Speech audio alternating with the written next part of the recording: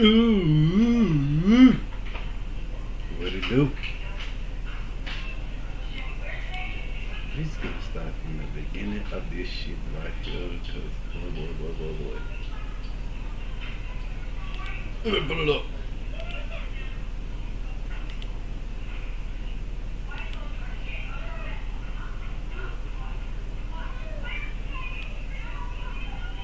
Once again, y'all see shit.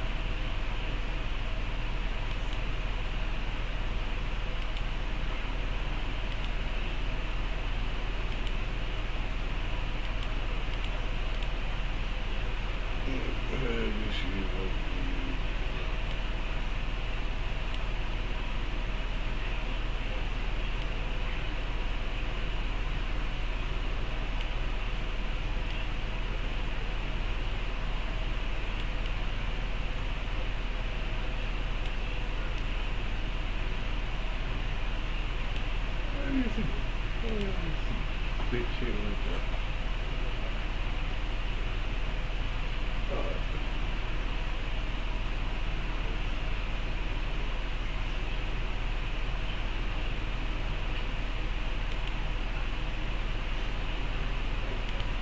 Yeah, man. This one right here might be one for the plus.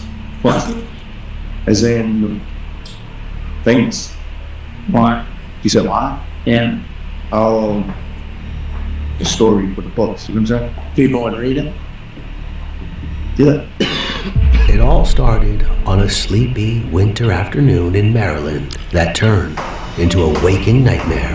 Montgomery County 911, what's the address of the emergency? The Shell station on the corner of Lockwood and New Hampshire Avenue. They just got robbed and somebody got shot. I don't know if somebody got shot, but I heard gunshots. The cops rushed to the scene, but they're too late.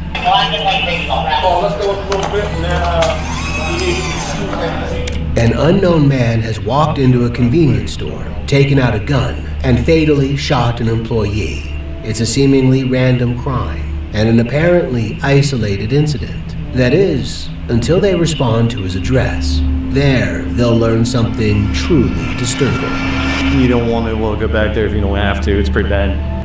But he told me that he's gonna shotgun him. He already told me that. And Damn. Happened. Let's see. unprovoked attack, and a twist no one could have seen coming. Here on the decoder, with never-before-seen footage that could be disturbing, let's dive into the story of Tory Moore. Tory Moore. That nigga sound look crazy. Hello and welcome to the world's first automated LLC to C Corp. For investigators, the story officially began around 3 p.m. on Thursday, December 8th, 2022, at a dash-in convenience store in the White Oak area of Montgomery County, directly across from the towering Enclave apartment complex. Staff can be seen on overhead CCTV going about their usual tasks. Just before 3 p.m., a man enters the store. He browses the shelves for a while as the clerk waits at the counter. He walks up to the counter, clutching a bottle of iced tea. Within seconds, The encounter turns hostile. In full view of the clerk, he cracks it open and takes a sip of the drink. No payment, no hesitation.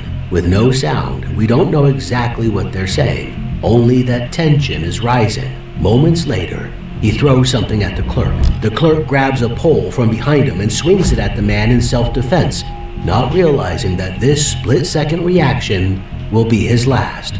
The man immediately takes out a silver gun and shoots, and as if this isn't enough, he fires more rounds.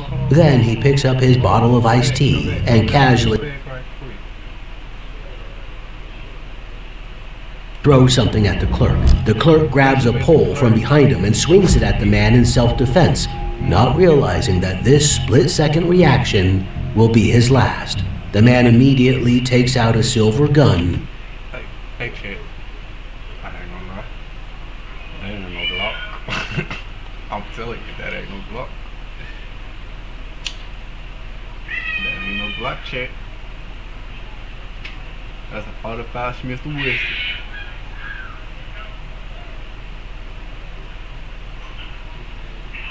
That, I ain't gonna lie, that's like a whole Smith & Wesson right here, chick. A 45 Smith & Wesson.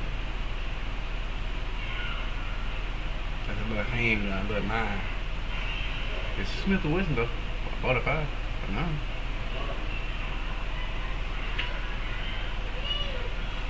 They motherfucker don't even hold that many bullets. Probably. And shoots, and as if this isn't enough, he fires more rounds. Then he picks up his bottle of iced tea and casually walks out. Within moments, multiple people call 911, including frantic staff members and passers-by. Can I give you his description while it's still in my head? Yes, go ahead. He had on khaki pants, a blue shirt with a blue do-rag covering his head with a gray hat, with a blue hoodie, and then a tan coat. He walked from the gas station over across the street. He's barely breathing, but he's been shot in his chest twice. He's been shot in the heart area. I don't think. Okay, give me one moment, okay? What is your name? Dayo.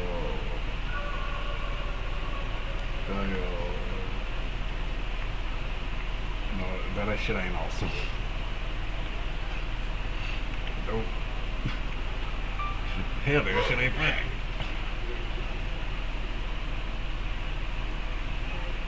Dayo.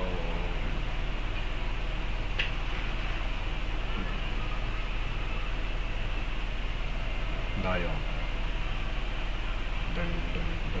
This shit crazy. The clerk is identified as 61-year-old Ayalu Wandamu. And how many minutes ago did this happen? This as soon as I called you, probably a minute. Is there only one person that's shot? There's only one person that's shot. Okay. And the suspect was walking away? He walked away. He walked into the enclave apartments across the street, so I don't know where he went from there. Okay, one moment. The person who's bleeding, is there something you can grab, like a towel or something to put pressure on the wound? He is dead. So he's beyond help? He is dead. At 3:06 p.m., the first responders arrive. But what they don't know is that this is only. How many minutes ago did this happen? As soon as I called you, probably a minute. Is there only one person that's shot? There's only one person that's shot. Okay. And the suspect was walking away? He walked away. He walked into the enclave apartments across the street, so I don't know where he went from there. Okay, one moment. The person who's bleeding, is there something you can grab, like a towel or something to put pressure on the wound? He is. This man literally walk from killing you. This nigga is crazy. That nigga is crazy. Don't fuck that. Lock him up, throw him away, kill him. Get that nigga life. The death penalty. Don't let him out. Oh yeah, I looked at my nigga. He's like, I'm doing today, nigga. Let me kill him for y'all shit.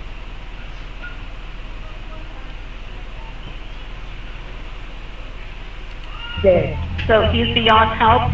He is dead. At 3:06 p.m., the first responders arrive. But what they don't know is that this is only the beginning to a case that will lead to another harrowing discovery. Where is he?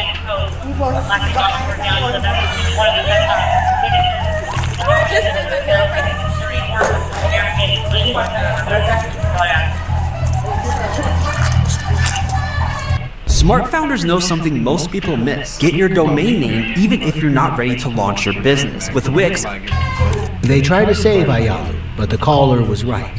He's beyond help. The cops spread out around the store, talking to the staff and searching for evidence. What is the worker's name?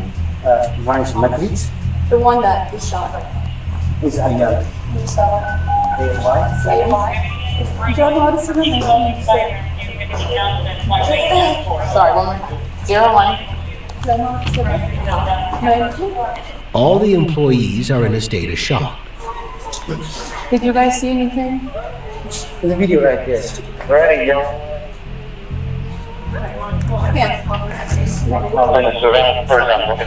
Called so many times for this guy, cops, they don't catch you. They do so many stupid stuff and people guy be like this.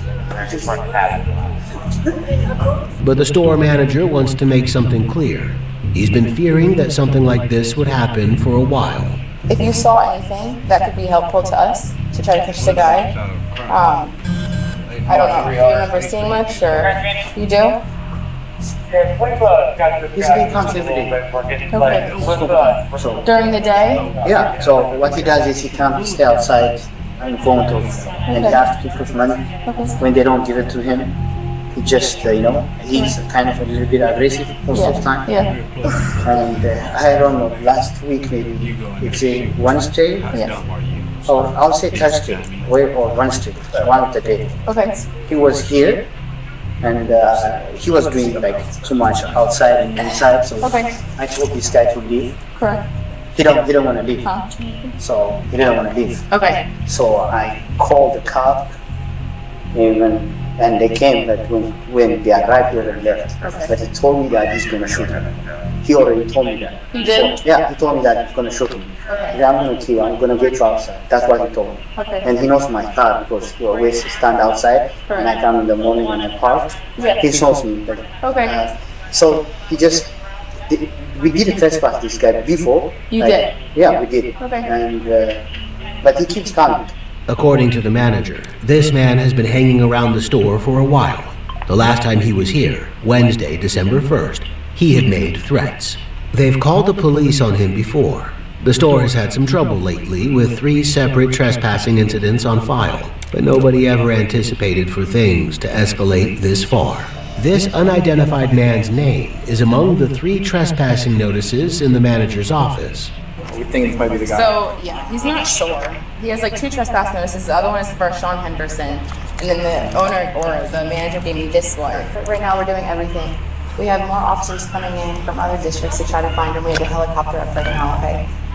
Yeah, I understand. The problem is like we called so many times. We were asking, This. for protection because this place is a business place, and a lot of times a lot of stealing happens. We called 100 times the cops, but they always come late because they have so many issues too.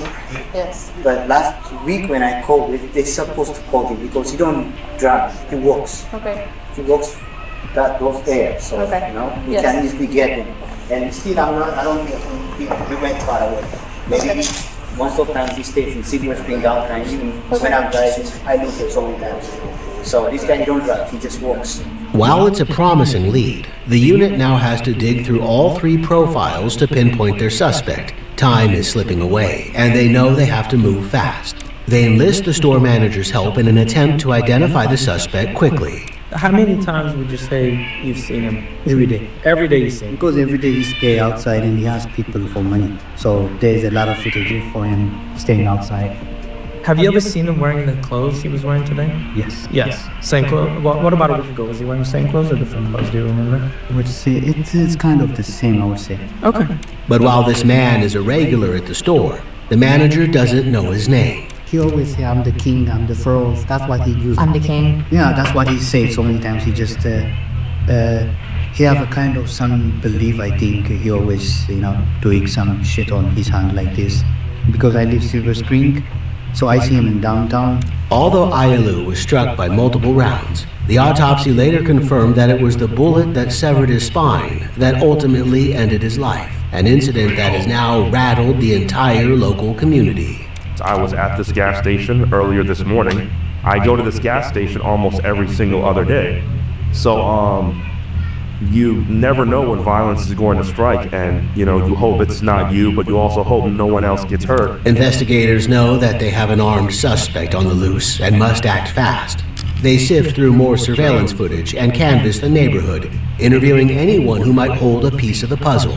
The culprit is almost certainly local to the area, and the investigators are beginning to fit together certain clues. A description of the suspect. By 3 a.m. on December 9th, about 12 hours after the murder, they reach a critical breakthrough.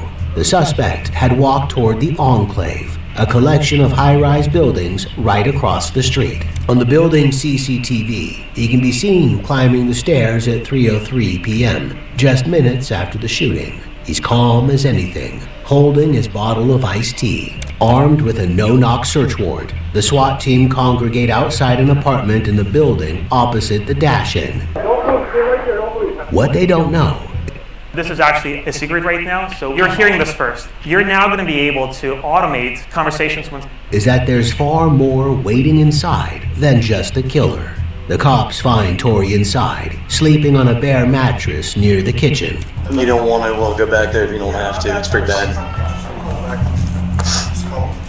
It's cold. I know. Why do you want to sip on cold? Alright, we're here. What you need? I'm grabbing something for you. We'll close it though. Just grab some. Actually. Copy. I'm gonna try and get you some clothes and get you out of here, okay? The place is messy and uncared for, but there's a strange, oppressive smell that sends a shiver down their spines. Mike, you think a female? Yeah, that's a female. Wonder if that was Mom. Inside Tori's apartment is a dead body that has reached an advanced stage of decay, making it nearly unrecognizable.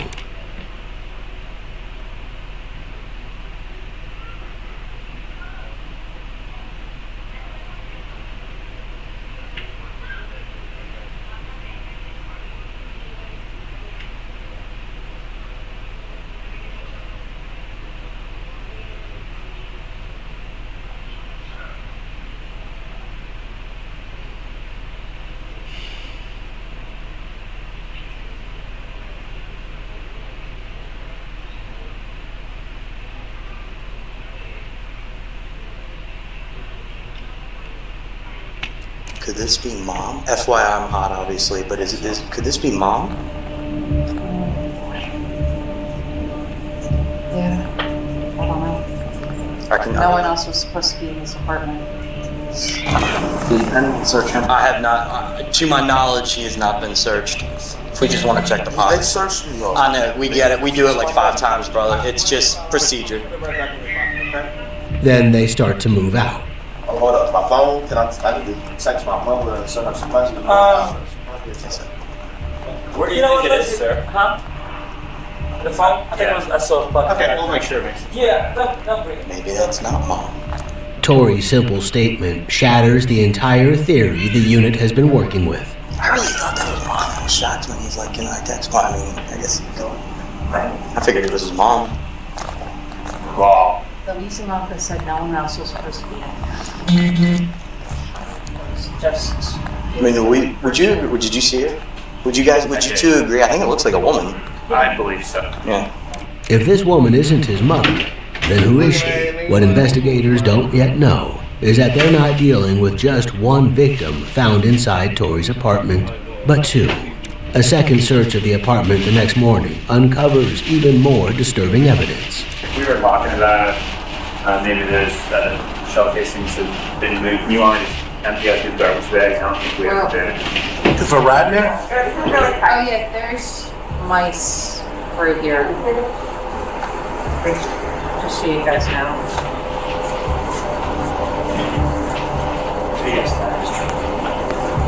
Apart from Tory clearly not taking care of his space, investigators determined that he's been living with a dead body for a month or more. They also find multiple weapons in the place, including some spent shell casings and a sword.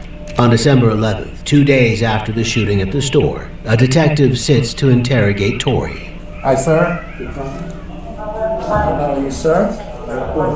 How you doing in here? I don't even know how to explain it, you know, like I feel like I'm having a deja vu moment. Like, to be honest with you, I'm trying to figure out if I'm in the exact same cell I was in last time. Are you by yourself? Yeah. I'm like, yo, it's kind of crazy. The irony is, like, I'm like, yo, for some reason I feel like I'm in the exact same cell from last time. This one right here might be one for the books. As in, famous.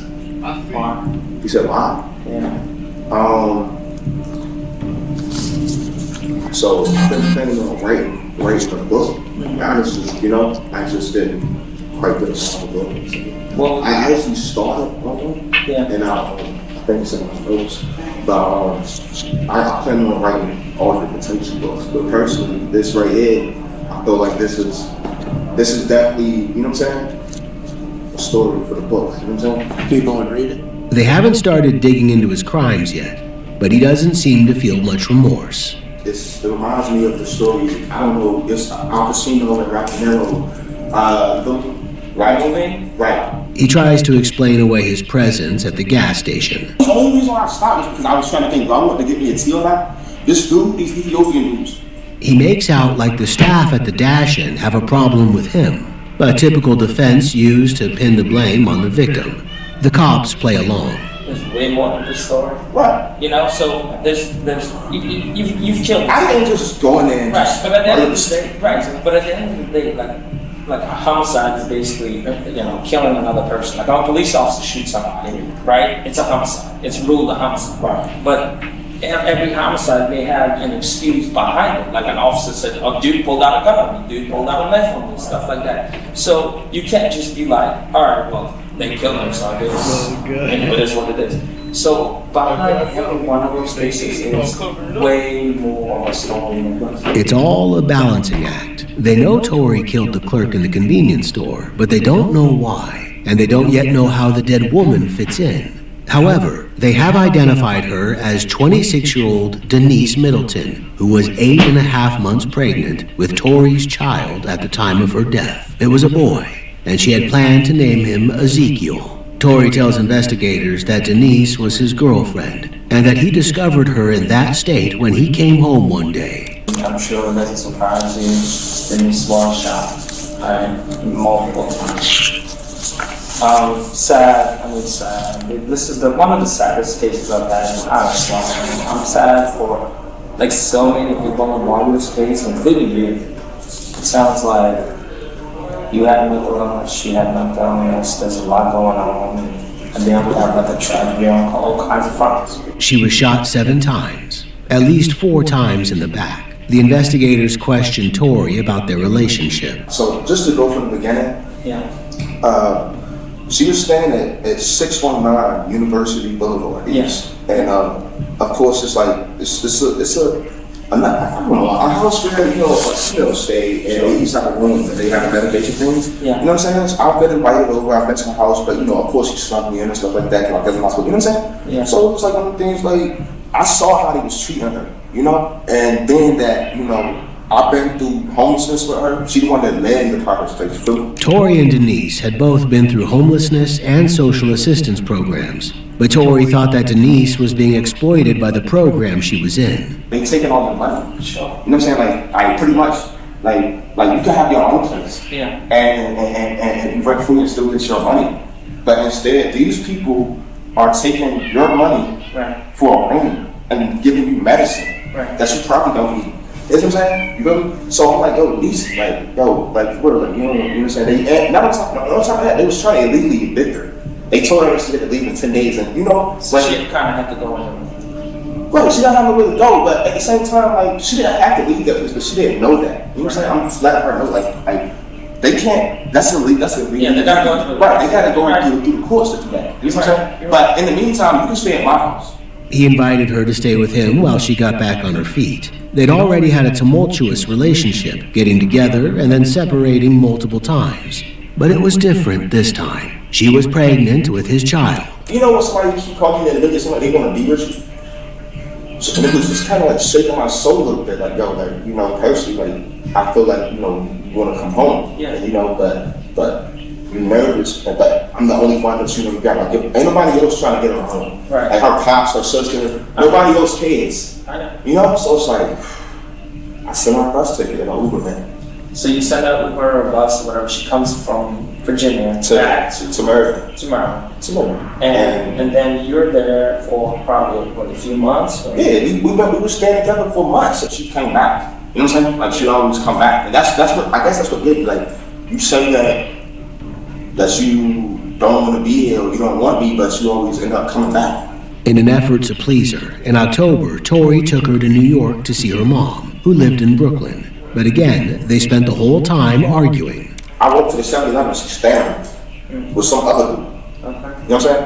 I'm like, fuck, you know what I'm saying? So you come back October 8th, and that's when the whole story that you told me the other day happened. When you guys are coming, she's complaining about something, you not using the bathroom, she's using the bathroom, and then you have like a little thing downstairs where she gets pushed down. So, no, I said, we was coming from somewhere, and she had, she wanted to use the bathroom, but I'm like, yo, we probably up the street from the house. You know what I'm saying? Like, the bathroom in your house. Right, yeah. So I'm like, wow, you know, she wanted to argue, but I stopped anyway. The autopsy of Denise's body revealed that she had been dead for 2 months when she was found. This puts her date of death around October 8th or 9th. Around then, the couple got into a physical altercation. Y'all pushing and stuff like that. I'm not boxing. I pushed that shit. Right, and she fell over to the ground. Like, she's sizing it. Like, I didn't push her that hard.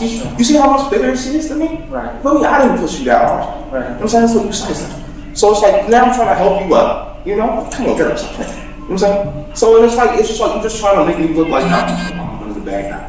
Again, Tori uses his usual excuse of blaming the victim and taking no ownership in admitting that he was the one who pushed her to the ground while she was 8.5 months pregnant. So then I get in the house and we still like fighting and wrestling or whatever, you know what I'm saying? And I ended up throwing up again. You know, that was on the side where she was at, but she was still living. You know what I'm saying? Right. We were still like going through it then. You know what I'm saying? When I left her, she was still living.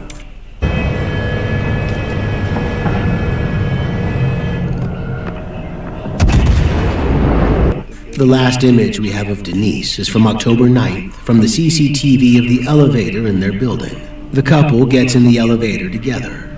Tori prevents other residents from joining them, while Denise just stands quietly in the corner. When they're alone, she moves away from him, and she appears to be wiping away tears. She follows him slowly, begrudgingly out of the elevator, and we never see her again. And yet, it's what Tori has done in these 2 months that will leave the investigators and the entire community reeling. For now, they need to uncover the reason behind it all. Why had he gone on such a deadly rampage? And the answers won't come in easy. I mean, that's where I think it's the most important part of the story. And I understand why you may not want to tell us. But because I think you A, have to admit it to yourself, and B, it's a tough thing to do. But like I told you the first time I met you seemed just like a good dude, you seemed spiritual, and at the end of the day, people are gonna look at the story and they're gonna think, like, I'm just trying to be as objective as I can. People are gonna think you did it, and they're gonna be like, was he remorseful about that? Because just like with this thing at the store, there was an explanation. They're whacking you with a pole, right? Yeah. Like you said, there's only so much you could take. You're not an animal. Coming there trying to get a nice tea, they're whacking you with a pole. But this is some store policy. What the heck's going on, right? So you see how you could go from, oh, they just robbed the store for iced tea, shot the club, to, oh man, there's a lot more to the story. Just like that, with her, I think there's so much to this story. The cops have him dead to rights on killing Ayalu at the gas station. He did it on camera, after all. For the sake of the investigation, they're willing to empathize with him to have him spill the truth. But it's the killing of Denise that they're trying to get him to admit to, and he won't budge that easy. Let's say she survived. Let's say you shot her and she survived. She would have been like, it's okay, like I attacked him, whatever. But she's not here to tell us the side of the story. You only here And we're just trying to appeal to the bottom, to you as a good person. I mean, to be honest with you, I would want her to die or nothing like that. That's not sorry. You know what I'm saying? I don't think we're meant for any of this to happen. The investigators are intent on building that special rapport. You love her unconditionally. She's pregnant with your baby, for God's sake. Maybe my Let's assume it's your baby, because you guys are together. So whether you're the biological father or not the biological father, when that baby's born, you're the father. So it takes more to be a father than just a sperm touching an egg, right? And you're a good guy where you're willing to take that responsibility and stand up and be the father for that child, so that child you can mold the boy to be your running buddy. You know, because that's what every guy wants, is a boy to be a running buddy. Because the baby was going to be a boy. I know. Okay, Hey. let me finish. And when you're in Virginia with her, what does she do? You know, you're taking her on vacation in Virginia to show her places, because that's what good people do for their women. And then, like that, she turns on you for whatever reason and is like, let's go home. They point to the couple's history of arguments as a possible reason for Denise's murder, that maybe Tori just couldn't take it anymore. He snapped. Things, you go to New York, same thing. You're trying to show her a good time, trying to show her the better things in life, because for whatever reason, until meeting you, she wasn't experiencing that. We spoke to her family, and her family was like, you know, you've been mistreated by people, not you, but by like past boyfriends. And her father told me that she kept telling him, okay, I don't know if you met her dad, but she kept telling him how much she loved you. You get back to Silver Spring, and then the cycle starts again, where she's turning on you, and then the argument becomes physical, and you guys start fighting and whatnot. What happened upstairs in the apartment is a tragedy. And it takes a big person to be able to accept responsibility. And the bottom line, I'm going to say it flat out, you shot her.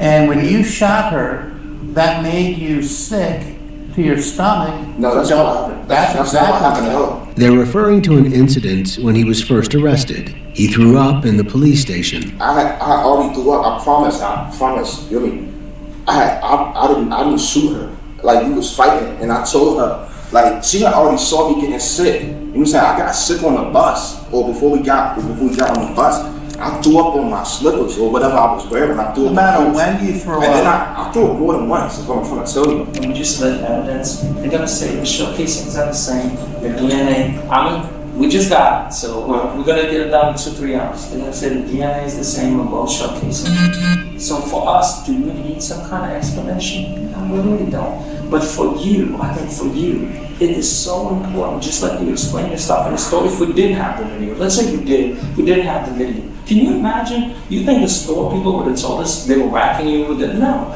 They keep drawing comparisons between the shooting in the store and the murder of Denise. Investigators try everything to get him to spill the reason, hoping that there's an explanation for what happened in the store. But Tori's trying to present alternate explanations. So y'all don't see that she got like restraining orders. She had reported her house being like. Imagine this, right? So imagine I'm dealing with Denise, right? But the whole time I'm dealing with her, I'm asking her questions like, "Yo, Denise, what's going on?" Like, and you acting weird. So like, now you gotta look at it like this. Like, I bet ask her stuff like this. Like, is anybody following you? Like, are you running from somebody and you just don't want to tell me, or what's going on? It's the same gun, more than likely, because I found that gun in my bed when I got home. Right, that's what I'm saying. Somebody obviously either left it there so they didn't want to have it, or they was trying to frame it. Are we being recorded? Are you? Yeah. We were being recorded? Yeah. We have to. No, it's alright. That's alright. It's a new. I just wanted to be sure. No, and I don't want to lie to you. It's a new law we have that we for all murders and homicides we have to report.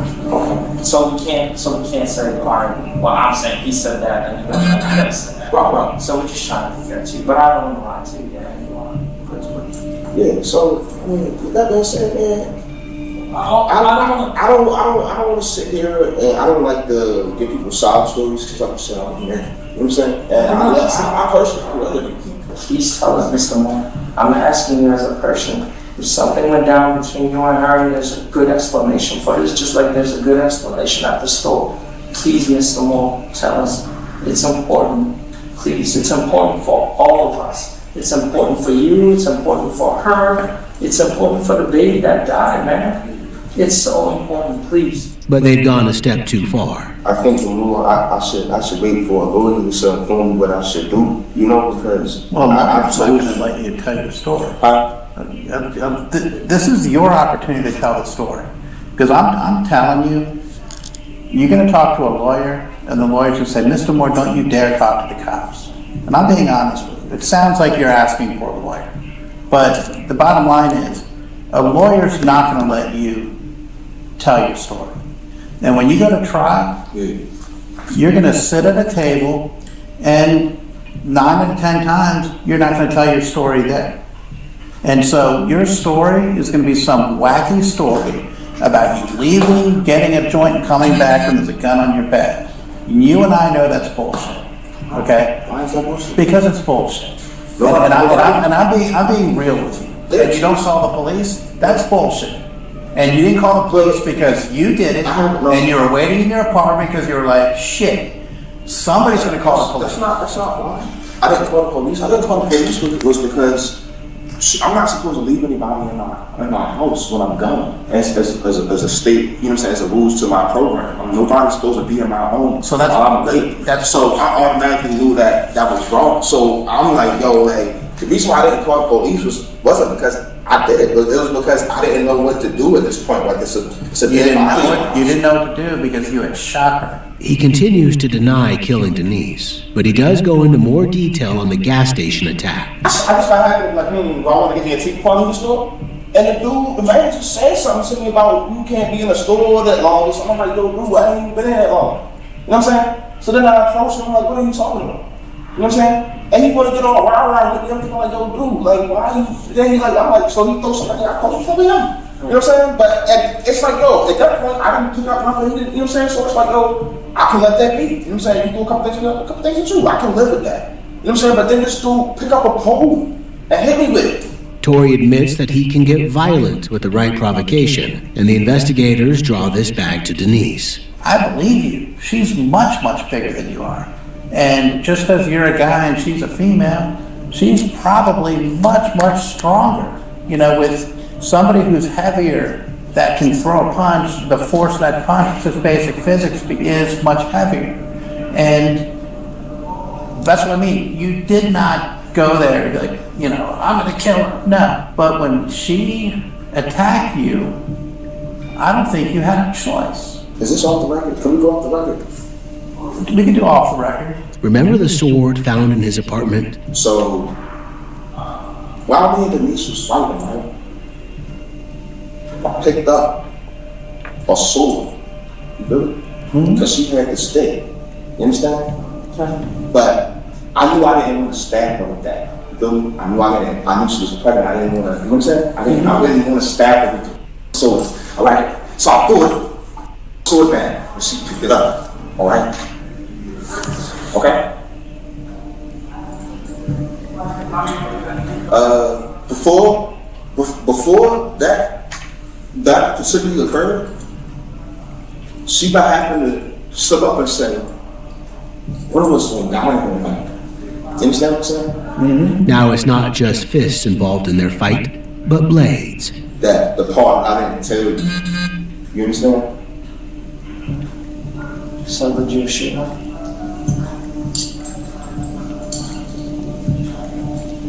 That's all the right. It's from me. Like, just us. Just us.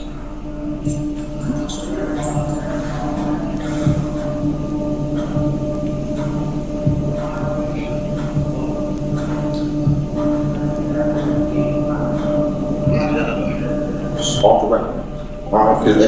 If you say it's off the record, that means, and it go to court, and that means that's the entrapment. It means it's off the record. Entrapment is when I plant some stuff on you or something, or make you do something. So what is it when you tell somebody something's off the record? Don't worry about off the record. We're there. Huh? We're at that point now. What point? Meaning, You're either gonna tell us or not. you're either going to tell us or not, because he turned off the recorder. Yeah. Okay. You shot her. There's no cameras in here. You're either gonna tell us or not, man. You shot her. If you're gonna tell us, just tell us the rest of your story. Tori has just opened the door, admitting that he hasn't told the cops everything for fear of the consequences. Did you give up the sword, she ends up with the sword? Did she try to stab you with it or what? Did she actually stab you?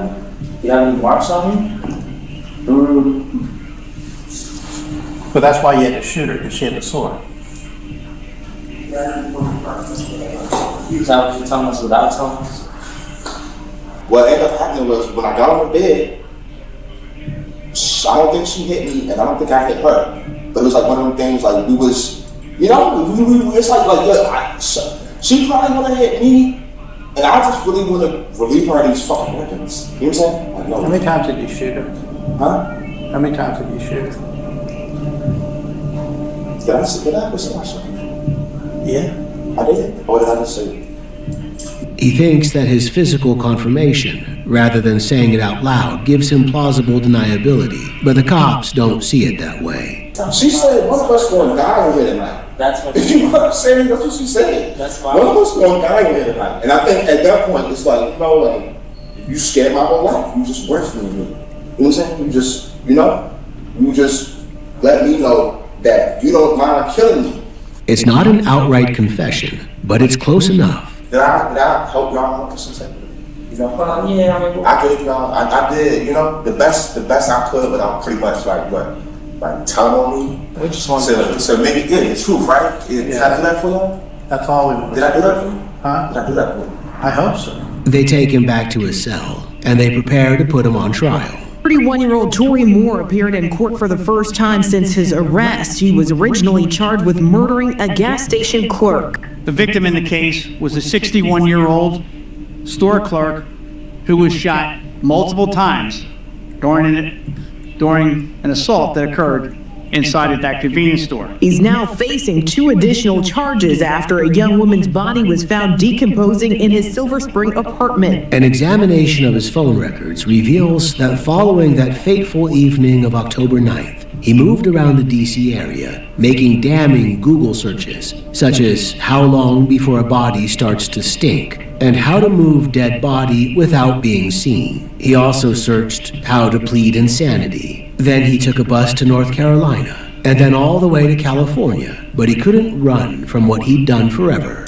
Tory returned to Silver Spring a month later. Denise was still lying in his bedroom, lifeless. He still didn't do anything about it. He lived with her in his apartment for 25 more days before the afternoon of December 8th, when he walked into that convenience store. During the proceedings, his lawyers argue that he's not competent to stand trial, saying he has schizophrenia and that he was out of touch with reality. But he does stand trial, not for 2 murders, but for 3. His and Denise's unborn baby Ezekiel, at 8.5 months old, was viable at the time of the shooting. This makes it murder. In May 2024, Ayalu Wandimu's family gets justice. A jury has found him guilty of murdering a gas station clerk. And in November, he's convicted of the murder of Denise and her baby. It's the first conviction of the murder of an unborn child in Montgomery County. In just the last hour, Tory Moore was sentenced. Tory did not speak in his defense at his trials, nor did he speak at his sentencing hearings. His victims' families will be forever without an explanation, including this relative of Denise. And rest in peace, Denise, Ezekiel. We got your back. You're gonna be missed. Did you want to hear anything today? Did I what? Mr. Moore, did you want to hear something from me today? Well, a good explanation would have been good, yeah. I would have liked to hear why. Tory will not be eligible for parole until he is 90 years old. If you or someone you know is experiencing abuse, the U.S. National Domestic Violence Hotline is available 24/7, 365. 1-800-799-SAFE 7233. This shit was crazy. That nigga's crazy. They need to have him forever. Ever.